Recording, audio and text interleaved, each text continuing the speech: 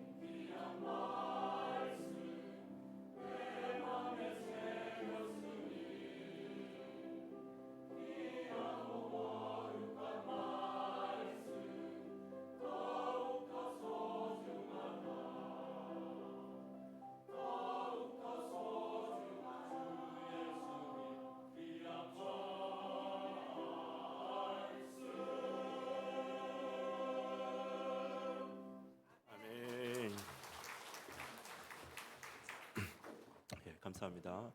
우리 선우 사우로 함께 한번 인사하겠습니다. 모든 것이 은혜입니다. 우리 함께 한번 인사하겠습니다. 모든 것이 은혜입니다. 여러분들이 기도하고 후원해 주신 덕분으로 중고등부 수련회 지난 한 주간 동안 잘 다녀왔습니다. 무엇보다도 제가 은혜를 많이 받았습니다. 제가 큰 은혜를 받았고 우리 아이들도 한 반쯤은 많이 문이 열린 것 같아요.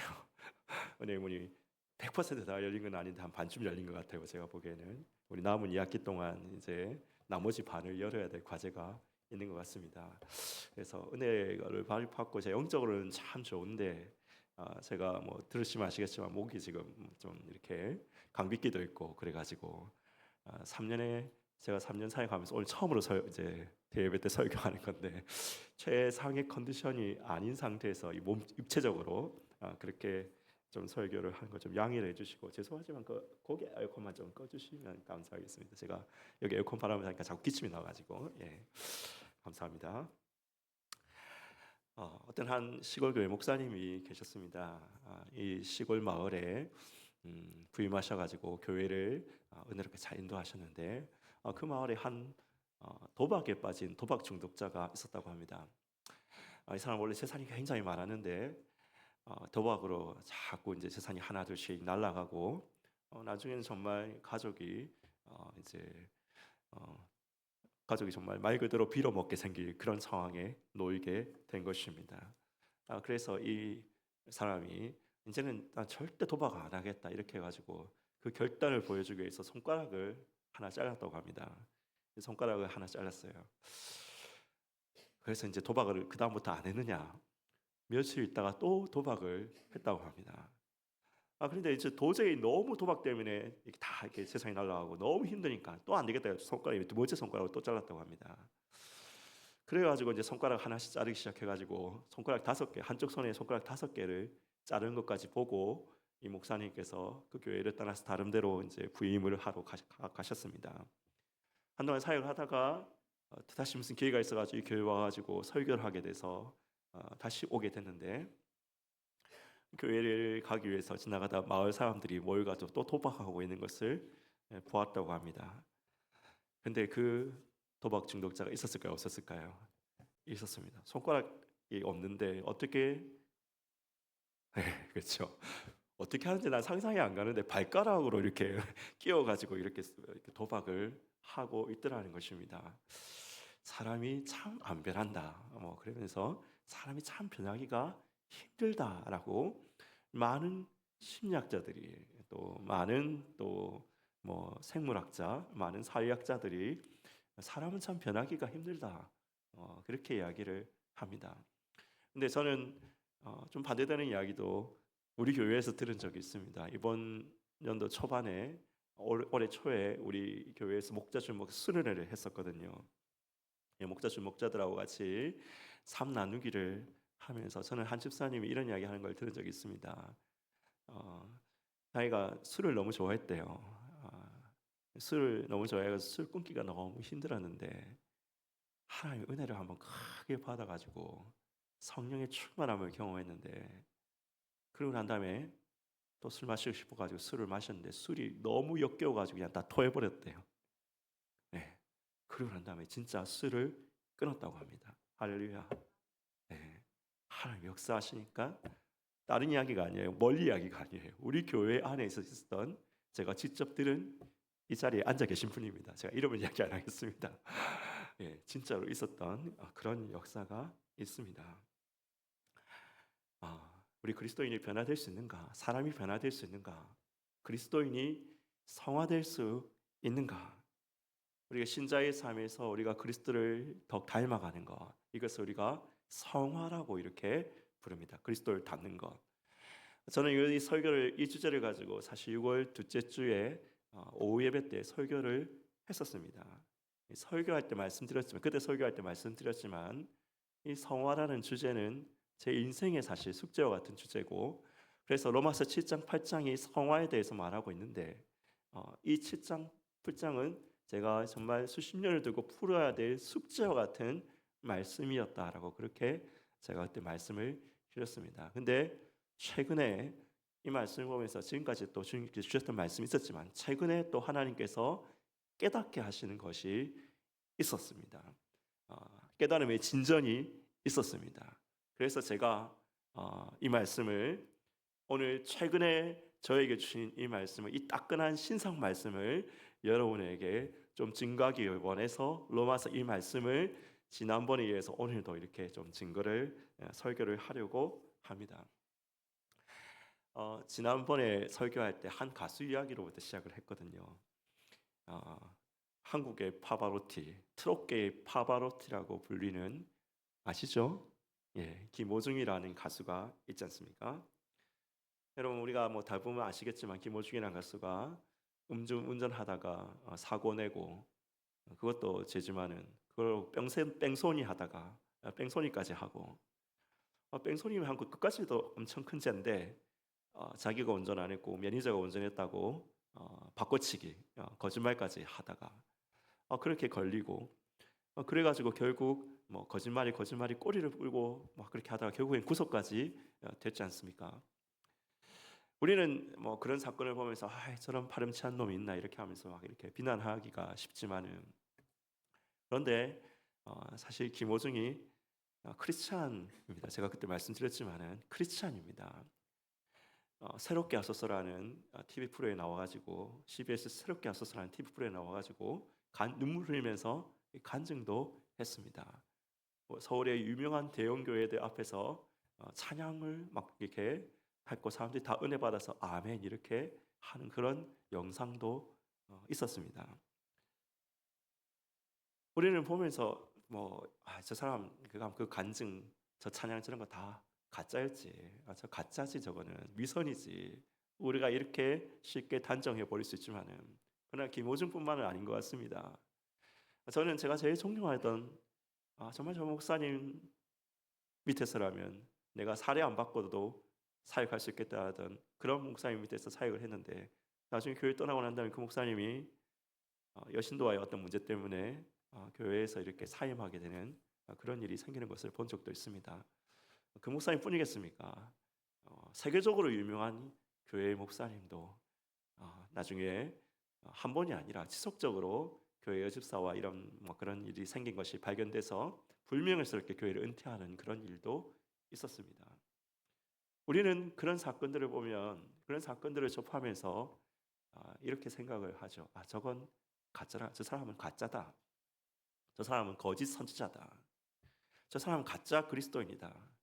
저 사람이 했던 설교, 간증 이런 것들은 다 위선이고 가짜였다. 우리가 이렇게 단정하기를 좋아합니다. 그렇게 단정하기가 쉽습니다. 좋아한다기보다는 쉽죠. 예. 그런데 저에게는 좀 다른 질문이 있었습니다. 저 사람들이 가짜라면, 그 설교와 그 간증이 가짜라면, 그 가짜에 은혜 받은 나는 과연 뭔가? 그 가짜에 설교받은 은혜 받은 나는 과연 뭔가라는 그런 질문이 제 마음속에 있었습니다. 근데 그 질문이 좀 더 깊이 하나님이 저한테 질문하신 것 같았어요. 하나님이 저한테, 그러면 너는 진짜냐? 예. 그러면 너는 진짜냐? 너는 만약에 이 인생에 다 이렇게 살아온 인생에서 제일 네가 부끄럽다고 생각하는 한 부분, 그 부분을 카메라로 딱 찍어가지고 교회 앞에 딱 반영을 한다면, 전국적으로 많은 그런 일은 없겠지만은 하여튼 이 방송으로 반영을 한다면, 너는 당당하게 얼굴 들고 다닐 수 있는 그런 사람이냐? 사랑하는 성도 여러분, 저는 하늘으로 한 점 부끄럼 없습니다라고 말하고 싶지만은, 그렇게 말하고 싶지만은 저도 그렇지 못할 것 같아요. 저도 이렇게 당당하게 얼굴 들고 다닐 수 없는 그런 부끄러운 일들을 많이 행한 것 같습니다. 그러면 나는 가짜인가? 나도 가짜인가? 그런데 제 마음속에 그것도 아닌 것 같아요. 제가 받았던 은혜, 제가 그리스도의 십자가를 생각하면서 흘렸던 눈물, 내가 그리스도의 영광을 체험했던 그 영광의 체험들, 그리스도를 향한 헌신과 예수님의 그 은혜를 경험하면서 여러분 다짐했던 그 모든 은혜들, 그 눈물들, 그 감격들, 그 영광의 임재를 경험함들이 그것이 가짜였는가? 그건 가짜가 아니거든요. 제가 그것을 여러분에게 어떻게 다른 사람들에게 보여주려고, 위선 뜨려고, 외식하려고 했던 게 아니라는 걸 저는 양심에 걸고 저는 확실하게 여러분에게 말씀드릴 수 있거든요. 그 경험들 진짜거든요. 그러면 뭐냐는 것이죠. 왜 그런 진짜가 내게 있는데 왜 가짜 같은 모습도, 진짜 같은 모습과 가짜 같은 모습이 내 삶 가운데 동시에 존재하고 있느냐 하는 것이지요. 그런데 그것이 저희 고민일 뿐만 아니라 로마서 7장이 말씀하시고 있는 그러한 바울의 선언이기도 하다는 것을 저는 발견했습니다. 로마서 7장 21절 말씀 우리 함께 한번 읽어보겠습니다. 로마 7장 21절 말씀 같이 한번 읽어보겠습니다. 시작. 그러므로 내가 한 법을 깨달았노니 곧 선을 행하기 원하는 나에게 악이 함께 있는 것이로다. 예, 바울도 이 고백을 하고 있죠. 선을 행하기 원하는 나에게 악이 함께 있는 것이로다. 선과 악이 공존하고 있다는 것이죠. 그래서 바울은 나중에 뭐라고 합니까? 오라 나는 공고한 사람이로다. 이 사망의 몸에서 누가 나를 건져내랴 라고 그렇게 탄식까지도 하고 있다는 것입니다. 여러분, 우리 성화는 여기서부터 시작하는 것입니다. 여기서부터 시작하는 것입니다. 우리가 이 말씀을, 이 현실을 진단하는 말씀을 정확하게 우리가 기초할 때 여기서부터 우리가 성화를 시작하는 것입니다. 여러분, 우리는 불신하죠. 봐라, 저 거룩하던 목사가, 저 거룩해 보이던 장로가, 저 착한 척하던 저 권사가, 사람들 알지 못하는 저 뒷구석에서는 저렇게 나쁜 일을 했던 것이 들통나는 거 봐라. 성화가 어딨냐? 예수님 닮는 게 어딨냐? 그런 게 어딨냐? 그거 다 위선이지. 그런 거 다 외식이지. 성화는 없다. 그런 건 없다. 그리스도를 닮아가는 거, 그런 건 진짜로 존재하지 않는다. 이건 불신이죠. 불신입니다. 아닙니다, 여러분. 인간에게 이런 이중적인 모습이 있다는 것을 로마서 바울이 이미 선언하고 있습니다. 어떤 사람들이 이렇게 생각합니다. 나는 수련회 때 혹은 부흥회 때 크게 은혜를 받았어요. 정말 눈물 콧물 다 썼고 내 인생이 정말 변화되는 것 같은 그런 큰 경험을 했습니다. 그런데 그리고 며칠 지나지 않아가지고 똑같은 죄를 범하고 있는, 똑같은 모습을 반복하고 있는 자기 자신의 모습을 발견하는 것입니다. 그러면서 생각합니다. 아이 봐라, 나는 안 된다. 나는 안 된다. 성하는 건 남은 모르겠는데 나는 안 된다. 나는 그냥 안 되니까 뭐 지옥 갈 수는 없으니까 적당하게 그냥 다니고 적당하게 교회 다니다가 그러다가 뭐 그냥 하는 거지. 나는 예수를 내가 점점 닮아간다는 거, 이거는 나는 안 된다. 이건 불신이죠. 이건 불신입니다. 이건 절망입니다. 절망. 여러분, 이 절망도 아닙니다. 은혜 받은 나에게도 악이 공존할 수 있다라고 로마서는 이미 우리 가운데, 로마서 7장 말씀은 이미 우리 가운데 말씀하고 있습니다. 여기서부터 시작해야 됩니다. 현실을 인정하는 것부터 시작해야 합니다. 그래야지 불신하지 않고 절망하지 않고 시작할 수 있습니다.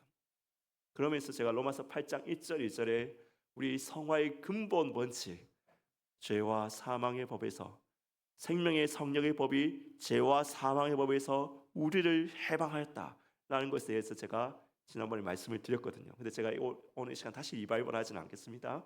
한번 뭐 좀 찾아보시려면은 6월 두째 설교 우리 유튜브에 나와 있으니까 한번 찾아서 한번 들어보시기를 바랍니다. 오늘 말씀은 이제 8장 13절 말씀입니다. 7장 21절부터 시작해서 죄와 선함을 행하기 원하는 마음과 악이 공존하고 있는 오늘 우리의 현실에서부터 시작해서, 그러면 이 현실이 이런데 우리가 여기에 이렇게 그럼 살아가면 되는가? 어떤 때선 선을 행하고 어떤 때선 악을 행하는 이런 이중적인 삶을 동시에 살아가면 그냥 되는 것인가? 여러분, 여기서 우리가 한 걸음 더 나아가는 말씀이에요. 나아감을 촉구하는 말씀이 오늘 8장 13절 말씀에 나오는 것입니다. 13절을 우리 다시 한번 읽어보겠습니다. 8장 13절 말씀 시작. 너희가 육신대로 살면 반드시 죽을 것이로되 영으로서 몸의 행실을 죽이면 살리니. 너희가 육신대로 살면, 우리가 먼저 전반부의 말씀을 봅시다. 너희가 육신대로 살면 반드시 죽을 것이로되.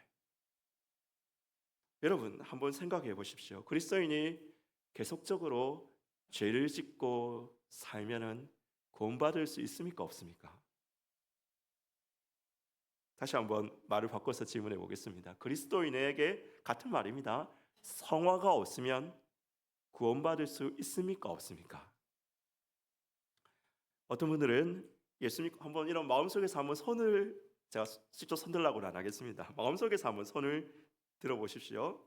예수 믿는 사람이 죄를 짓고 살아도 성화가 없어도 구원받을 수 있다. 네. 마음에 한번 손 들어보십시오. 반대로 예수 믿는다 해도 계속 죄를 짓고 살면 성화가 없으면 구원받을 수 없다. 마음에 한번 손 들어보십시오. 다 마음속에 손을 들으셨을 거라고 생각합니다. 여러분, 첫 번째 질문에 예라고 대답하신 분들, 제가 왜 그렇게 대답하시는지 충분히 알고 있습니다. 우리 종교개혁의 황금률이 그것이지요. 오직 무엇으로? 그죠? 오직 믿음으로 구원받는다. 알죠? 오직 믿음으로 구원받는다. 믿음으로 구원받는데, 오직 믿음으로 구원받는데 성화도 있어야 된다는 것은 믿음 위에다가 우리 인간의 선한 행실이라는 어떤 공로를 더하는 것이, 더해야지 구원받는다는 것이 아닌가? 믿음에다가 선한 행실을 더해야 되고 이걸 더해야지 구원받는다는 것이 아닌가? 그거는 우리가 받아들일 수 없지. 그건 아니지. 그건 아니지. 그래서 우리는 한번 예수 믿은 사람은 죄를 짓고 살아도 성화도 없어도 구원받을 수 있다라고, 아마 그렇게 그 원리에 의해서 여러분들 그렇게 첫 번째 질문에 예라고 대답하셨을 것입니다. 두 번째 질문에 예라고 대답하신 분, 두 번째 질문, 성화가 없으면 구원받을 수 없다. 믿음이 있어도 죄를 짓고 그대로 살아가면 구원받을 수 없다고 대답하신 분도 왜 그렇게 대답했는지 저는 충분히 이해할 수 있습니다. 여러분, 우리 그런 말씀, 그분들이 그렇게 대답하신 이유는 오늘 말씀에도 받지 않느냐. 우리가 육신대로 살면 반드시 죽을 것이라고 말하고 있지 않느냐. 예수님도 나더러 주여 주여 하는 자마다 구원받을 것이 아니라 오직 뭐 하는 자가 봐? 아버지의 뜻대로, 하늘에 계신 내 아버지의 뜻대로 행하는 자가 구원받을 것이라고 이야기하셨다.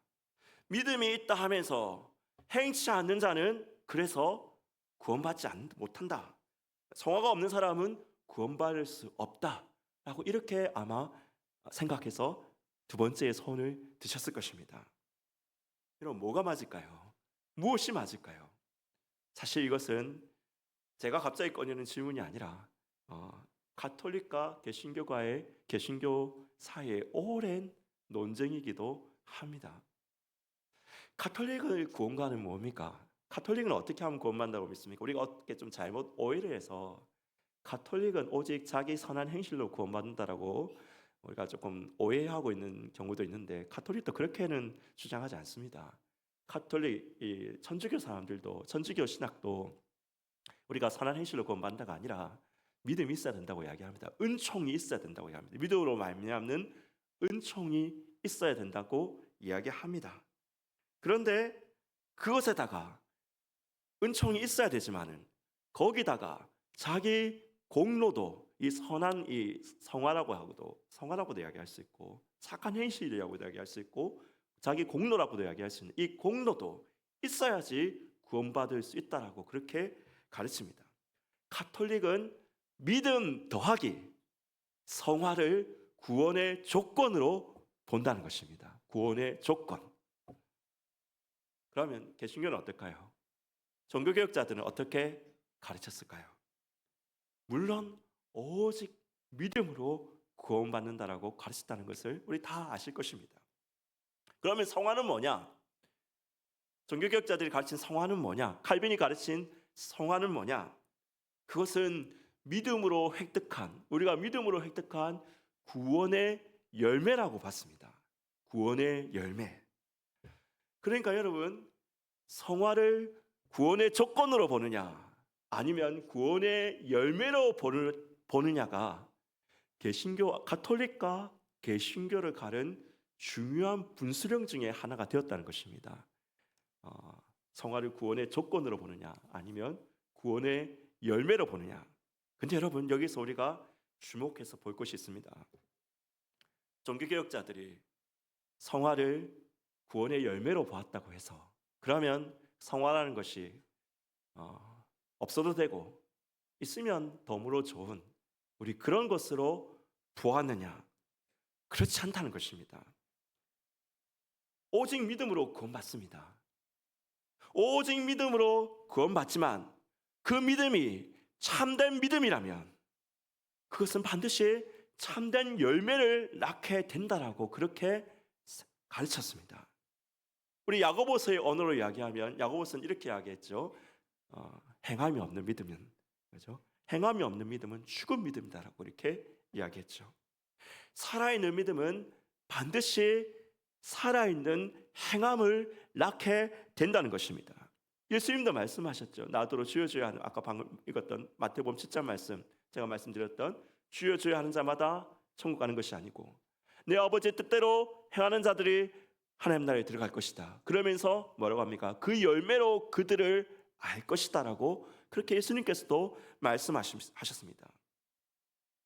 여러분, 이런 의미에서 성화는, 우리가 예수님을 닮아가는 것은 우리 구원에 있어서 있어도 되고 없어도 되는 것이 아닙니다. 성화는 반드시 있어야 됩니다. 그것이 구원의 조건이 되기 때문에 그런 것이 아닙니다. 구원의 조건이라고 생각하면 절대 안 돼요. 성화는 구원의 조건이기 때문에 성화가 반드시 있어야 되는 것이 아닙니다. 오직 믿음으로 구원받습니다. 그러나 우리를 구원받게 한 그 믿음이, 우리를 구원받게 한 그 예수를 향한 믿음이 진짜 믿음이라면, 진짜 살아있는 믿음이라면 그 믿음은 반드시 우리를 예수를 닮아가도록 우리를 인도하신다는 것입니다. 그런 의미에서 우리는 반드시 참된 믿음은 반드시 성화의 열매를 낳는다는 의미에서 구원의 성화는 반드시 있어야 되는 것입니다. 오늘 우리가 읽은 말씀대로 고쳐서 이야기해 봅시다. 우리가 육신대로 살면은 반드시 죽습니다. 육신대로 살면 반드시 죽습니다. 이 죽음은 육신적 죽음을 이야기하는 것이 아닙니다. 영적 죽음을 이야기하는 것입니다. 영원한 죽음을 의미하는 것입니다. 여러분, 우리가 만약에 그리스도를 믿노라 하면서, 나는 그리스도를 믿노라 하면서, 나는 이미 그러니까 천국을 떠났으니까, 내 천국 떠났으니까 멋지고 이제 마음대로 죄짓고 살아도 되겠네. 하나님은 은혜로우시고 용서하기를 좋아하시고 나는 죄짓기를 좋아하니 이 얼마나 멋진 조합인가. 여러분, 이렇게 하면서 마음대로 살고 와서 살아도 주여 와서 주여 용서해 주시옵소서, 이렇게만 한마디만 하자. 여러분, 만약에 이렇게 생각하시는 분들이 있다면, 혹 우리의 마음속에 조금이라도 그런 생각이 움틀댈 때가 있다면, 여러분, 우리는 그 생각에, 그 사람에게 이 말씀을 선포해야 됩니다. 너희가 육신대로 살면 반드시 죽을 것이로되, 반드시 영원한 죽음을 맞이할 것이로되.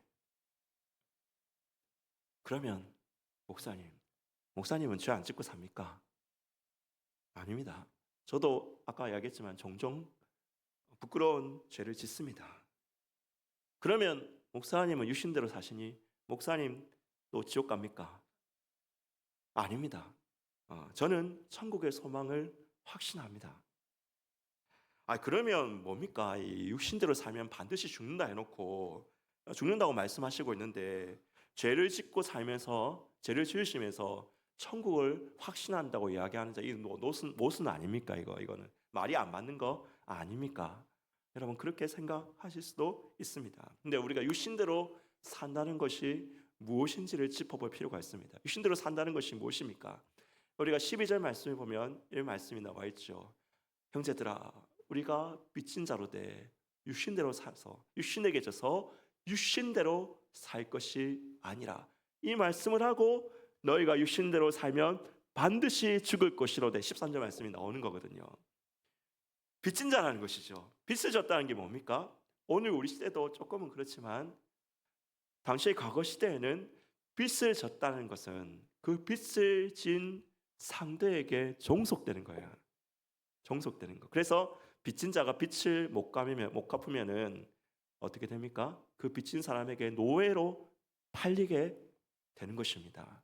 과거 시대에는 그렇다는 것. 이 성경에 쓰여질 이 시대 당시에는 이 의미가 빚을 졌다는 의미가 그렇다는 것입니다. 우리가 육신에 빚졌다는 것은 그래서 죄에 종속된다는 의미고 죄의 지배 아래 가운데로 들어간다는 의미인 것입니다. 사랑하는 여러분, 죄를 지을 수 있습니다. 그러나 죄의 지배 가운데 살아서는 안 됩니다. 여러분, 이것을 오늘날 우리에게 가장 이해하기 쉬운 언어로 한번 제가 바꿔서 이야기해 보겠습니다. 그럼 제가 요즘은 잘 보지 않지만은 타지에 있을 때 롯데 자이언츠 경기를 항상 챙겨봤거든요. 롯데 자이언츠 경기 하다가 마지막 8회쯤에 이기고 있으면 돌아와요 부산항에, 그걸 부르지 않습니까? 돌아와요 부산항에 뭐 이런 노래를 부르는데 타지했을 때는 진짜 고향으로 돌아오라 뭐 이런 노래 이런 말을 하는 것 같아요. 고향에 대한 부산 제가 고향이 부산인데 생각하는 것 같아서 뭐 그 고향에 대한 향수를 느끼는 것 같아서 롯데 경기를 많이 챙겨봤습니다. 근데 야구 경기를 하면서 야구 팀들이 120회 정도 경기를 하는데 한 시즌에 120회 경기를 하는데 그 어떤 강팀이라도 그 어떤 여러분 전무한 강팀이라도 이 120회 경기 중에서 패가 하나도 없는 팀은 있을까요? 없을까요? 없습니다. 네. 패가 하나도 없는 팀은 없습니다. 그런데 그 패함이 있다고 해서 패가 있다고 해서 그 사람이 그 팀이 플레이오프에 진출하지 못합니까? 그런 것은 아니죠. 그런 것은 아니죠. 그런데 여러분, 우리가 반대로 생각해 봅시다. 패함이 있어도 패가 있어도 플레이오프에 진출할 수 있어. 그러니까 패함이 있어도 플레이오프에 진출하지 못하고 플레이오프에 진출할 수 있다. 여러분 그렇다고 해가지고 연패에 머물러 있으면 어떻게 될까요? 연패에 머물러 있으면 연패 계속 하고 있으면 어떻게 될까요? 팀은 플레이오프에 진출하지 못할 뿐만 아니라 그 연패가 계속된다면 나중에 팀이 해체되어 버리고 말 것입니다. 여러분 패할 수 있습니다. 우리도 실수할 수 있습니다. 죄를 범할 수 있습니다. 그러나 연패에 머물러 있지는 마십시오. 그리스도인도 죄를 지을 수 있습니다. 그러나 죄의 상태에 머물러 있지 마십시오. 구원받은 사람들도 악을 행할 수 있습니다. 그러나 악의 상태에 머물러 있지 마십시오. 육신대로 살면 반드시 죽을 것입니다. 영원한 죽음을 맞이할 것입니다. 어떤 이가 죄 짓고 그 상태에 계속 머물러 살아간다면 그 사람의 믿음이 구원받을 진짜 믿음이 아니라는 것을 나타낼 뿐이라는 것입니다. 어떤 사람은 그래서 여러분 강력한 하나님의 말씀에 도전을 받을 때 이렇게 생각합니다. 하나님 말씀이 지금 나에게 더 이상 이것도 아니고 저것도 아니고 차지도 아니고 덥지도 아니한 이런 어중간한 상태, 더 이상 뭐 성하고 그런 건 난 모르겠고 지옥은 갈 수 없으니 교회 문지방만 밟고 있는 이런 상태에 대해서 더 이상 그렇게 살아가고 있어서는 안 된다고 하나님 말씀이 강력하게 지금 나에게 이야기하고 있지만은 나는 세상과 육신과 죄를 좀 더 즐기면서 살고 싶다. 내가 믿음이 있으니까 죄 짓고 좀 살아도 언젠가는 하나님이 나를 회개시키고 깨우쳐 주시겠지. 우리 소위 성도의 견일이라는 교리도 있지 않냐. 한번 믿음으로 구원받는 사람은 끝까지 하나님의 책임지신다는 그 교리도 있지 않는가. 내 마음대로 좀 살다가 내 하고 싶은 대로 좀 살다가 나중에 아마 죽기 직전쯤 그때 회개하고 천국 가면 되지 않겠어? 여러분 이런 사람은 자기의 믿음이 구원받을 만한 믿음이 아니라는 것을 그의 생각으로 계속해서 증명하고 있을 뿐이라는 것입니다. 이런 생각을 하면서 언젠가는 나 구원해 주시지 않겠어? 언젠가는 회개시켜 주시지 않겠어? 하나님 알아서 하시겠지. 나는 지금 세상이 너무 좋으니까 그냥 살래. 여러분 이런 사람은 그 생각이 진짜 자기의 믿음이 자기의 그 믿음이 구원받을 만한 믿음이 아니라는 것을 그 생각으로 증명하고 있을 뿐이라는 것입니다. 그러나 여러분 진실로 구원받은 여러분 참 믿음을 가진 주의 자녀된 여러분 우리가 비록 죄를 지을 수 있지만 우리가 비록 실패할 수 있지만은 때로는 침체에 빠져서 오랜 기간 동안 영적 침체에 들어갈 수도 있지만은 그러나 여러분의 믿음이 구원받을 만한 믿음이라면 여러분의 가슴을 사르고 지나갔던 그 은혜가 진짜 살아있는 하나님의 은혜였다면 하나님의 말씀이 들려올 때 우리는 결단하고 생각하고 결단합니다. 죄를 지었으나 더 이상 이곳에 머물러 있지 않으리라. 잠자고 있었으나 더 이상 잠자고 있지 않으리라. 다시 일어나리라. 다시 일어나 주를 닮기를 꿈꾸리라. 예수 닮기를 소망하리라. 여러분, 하나님의 말씀이 들려올 때 다시 여러분을 향한 이 소원과 이 마음이 불일 듯 일어나는 여러분 되시기를 예수님의 이름으로 축원하는 것입니다. 여러분, 원래 제가 오늘 핵심 말씀은 영으로서 몸의 행실을 죽이면 살리니라는 이 말씀이었습니다. 근데 시간을 보니까 모자라 1부 때도 모자라더라고요. 그래서 이 두 번째 말씀은 다음 기회 때 한번 이 주제를 가지고 제가 오후예배 때나 이럴 때 한꺼번에 영으로서 몸의 행실을 죽이면 살려, 이 말씀도 정말 너무 중요한 말씀인데 다음 기회 때 한번 말씀드리도록 하겠습니다. 여러분, 이 시간 우리가 눈을 감고 함께 한번 기도하겠습니다. 반주를 좀 해주시고요. 눈을 감고 한번 기도하겠습니다. 여러분, 혹시 여러분 지금 어떤 상태에 놓여 있습니까? 성화 이런 거는 나는 잘 모르겠다. 예수님 닮는 거는 이런 거, 날마다 예수님을 닮아가는 거 이런 거 나는 포기한 지 오래다. 그런 게 어디 있느냐? 혹시 불신과 절망의 상태에 놓여 있지는 않습니까? 혹시 영적 잠 가운데 놓여 있지는 않습니까? 영적 침체 가운데 살아가고 있지는 않습니까? 사랑하는 여러분, 육신대로 살면 반드시 죽을 것입니다. 육신대로 살면은 반드시 죽을 것입니다. 여러분의 믿음이 참 믿음이라면 우리는 이곳에 그곳에 머물러 있을 수 없는 사람들입니다. 다시 일어나, 주의 말씀이 들려올 때 다시 일어나 예수 닮기를 소망하리라. 거룩해지기를 소망하리라. 여러분, 그러한 꿈을 꿔야 되는 사람들입니다. 오늘 이 시간, 주님, 내가 혹시 영적 잠에 있다면 잠에서 깨어 일어나 주를 닮게 하시고 깨어 일어나게 하시고,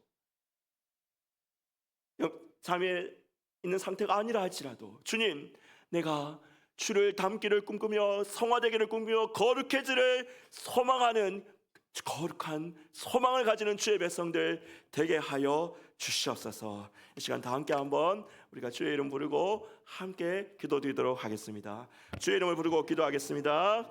주여, 아버지 하나님, 간절히 원합니다. 주여, 우리는 지금 어떤 상태에 있습니까? 주여, 영적인 잠 가운데 있지 않습니까? 주여, 성화를 포기하고 있지는 않습니까? 소망을 소원하고 있지 않지 않습니까? 더 이상 거룩하지 않고 더 이상 거룩을 소망하지 아니하며 예수 닮기를 소망하지 않고 있는 그러한 상태는 아닙니까? 주여, 오늘 우리가 주의 말씀을 들으며 우리가 잠에서 깨어 일어나게 하여 주시옵소서. 주여, 우리가 육신대로 살면은 반드시 죽을 것입니다. 육신대로 살면은 반드시 영원한 죽음을 맞이하게 될 것입니다. 주여, 그러나 참으로 우리의 믿음이 참된 믿음이라면, 나의 가슴에 사르고 지나가는 은혜가 참된 은혜였다면, 하나님, 이제는 하나님 아버지 육신대로 사는 곳에 머물러 있지 아니하며 죄의 지배 가운데 머물러 있지 아니하며 연패 가운데 머물러 있지 아니하며 다시 일어나 주를 닮기를 소망하며 다시 일어나 거룩함을 쫓으며 다시 일어나 예수 닮기를 쫓을 수 있는 주의 백성들 되게 하여 주시옵소서. 주여, 인도하여 주시옵소서.